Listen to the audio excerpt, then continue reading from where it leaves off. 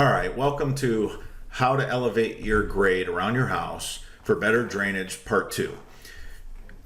We've done cheater patios, pit patios, when you have a cheater walkout. A cheater walkout is when the lot is not lending itself to a walkout, but you want it so bad you force it. So you hear these terms in the industry, the construction world, forced walkout, a cheater patio. So these boulders were all built up so that there could be a walkout for this home. And there's daylight windows. The brick veneer on the back of the house was never meant to be built up on. 20 years ago, a landscaper put dirt up against there because they were trying to elevate the grade around, and it worked. It's just there's a surcharge. There's a surcharge, and when the soil's wet with hydrostatic pressures, you don't want to have a failure on that back wall. It doesn't matter if it's brick. If it's aluminum siding, vinyl siding, or brick veneer, the construction behind that wall is all the same. What we're doing is we're taking all that stress off this home and we're building this retaining wall. This is the retaining wall material that Scott and I endorse and we love the most. It's Keystone. Here in Michigan, Fent is the distributor. It's 86 pounds a block. And then you fiberglass pin it together. So here in the north, if there's some movement, it's fine. So we put so much stone behind this wall, and we put our high octane down below the footer, and now you got our burrito wrap, we're putting all the stone in, and we went ahead and put our 4-ounce fabric over top of all the stone that we put behind the wall, and we put a layer of topsoil down so we can grow sod. See the high octane? All right, I'm gonna take you right now to see some water in this system working. I wanna show you what the high octane can do.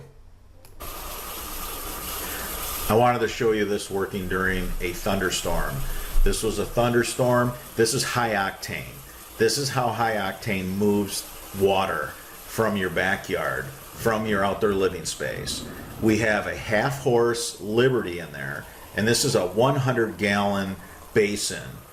This is one of our basins that we have in our online store for you guys. You keep asking for it, so we put it there, but it's a one-piece, which is fantastic. We love it. We slip it in the ground, and with those rubber grommets, you don't lose any of your dirt or stone into the basin. Now I just wanted to show you when this discharges 50 gallons of water, what it looks like. It's rare to catch one of our systems in a torrential rain. This was a really good thunderstorm. I was in the right place at the right time. Everybody's always asking to see the systems work, so the job wasn't entirely done. The hard plumbing that's going to go to the lake, that wasn't done yet. And our electrician hadn't been out yet to do the final, we want to have this on its own circuit. So that's why you see an extension cord. We don't do things like that. You know better. This system was almost complete. We just had some detail left. And this is it. It got tested, and it got tested early. It wasn't in long. But look at how much water. Now you can see that Liberty pump at the bottom, the cast iron Liberty pump just disappears. The water fills up so fast. Those rubber seals, no dirt's coming in between the pipe and the basin where we use the hole saw. That's what's really nice about those rubber grommets. That's why you see us using those. So this is a really, really hard rain. And this is a really good test. Here's another 50 gallons. Look how fast it filled that basin halfway up. That's a 2-inch discharge for everybody. I know you guys like to have all the details. Reason why that water is a bit dirty, we didn't get the sod down yet. Again, we nearly had this job complete. I'm going to show you this job from beginning to end, so you have that to look forward to. But meanwhile, since I had this footage, I wanted to slip it in here and show you this system working. It's moving a lot of water. and I wanted to show you how important it is to use those rubber grommets.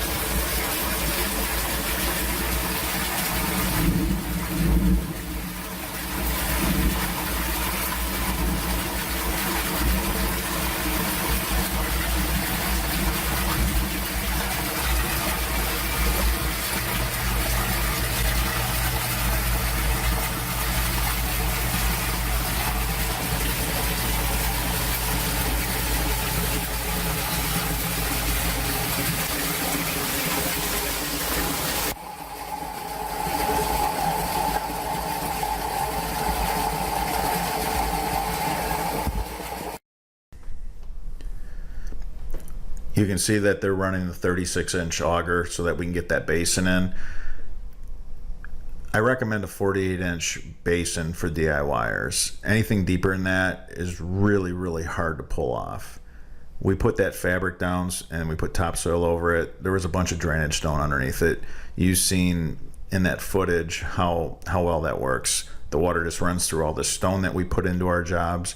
I always tell you guys, remove a lot of the heavy soil, remove a lot of the clay, and replace it with stone. And you've seen in that footage with all that water that the high octane was moved. The high octane has the biggest inlets. The 8-slot yellow, you guys think, oh, this is just a color. Oh, it's blue instead of yellow. No, the high octane has 17.25 inches square of inlet per linear foot. And you've seen the kind of water it moved in that video. Got lucky.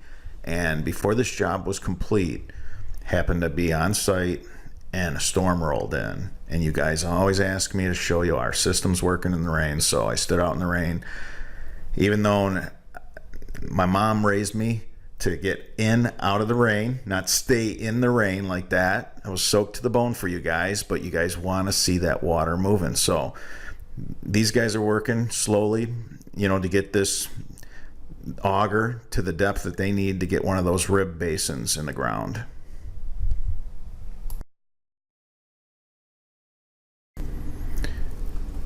Instead of the house having problems with the water getting into the walkout basement, because think about it, that lower level of that patio, water would just go right into that door if it filled up with water. And the guys are putting in so much stone. That's what we try to tell everybody. You have to put in a lot of stone to have a really good drain. Now we have this high octane below the footer and we have it down in this lower level patio. You've seen in that video this high octane working. I mean, that is moving some water. When you have those big inlets, you're going to move a lot of water. I got to give this crew a shout out for just working smarter instead of working harder. The way they put the plywood there so that they can just have the stone slide into the trench. just anything to cut down on labor, anything, because what we do is not easy. You DIYers know ditching is a lot of work. We end up doing a lot of jobs that homeowners started and they decided that they did not want no part of that clay after a day or two. So my guys, from just years and years of doing this, they got so many different techniques and methods, and here's one maybe you guys can use. I really encourage DIYers to rent a mini skid loader. We do like the ditch witch, they're the most productive, and an excavator as well. So this is a pretty big project for a DIYer. All right guys, make sure you go back to part 1 so that you can see all the excavation.